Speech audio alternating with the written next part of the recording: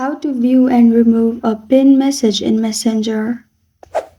Hi everyone, I'm here to assist you today. Without any delay, let's jump right in. First, open Messenger, click on the chat. Then, after you've clicked on the chat, you will find you pinned a message. Click on See All. You will find all your pinned message. To unpin, simply hold on to the message. And at the bottom, you will find Unpin option. Click on it and the text will be unpinned.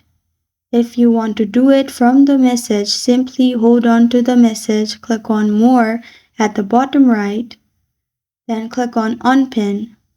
After you have done that, the text message will be unpinned on your chat. This is how to view and remove a pinned message in Messenger. Thank you for joining me today. If this video helps you out, please leave a like and subscribe for more. Got a question or want to suggest a topic? Comment below. Thank you for watching.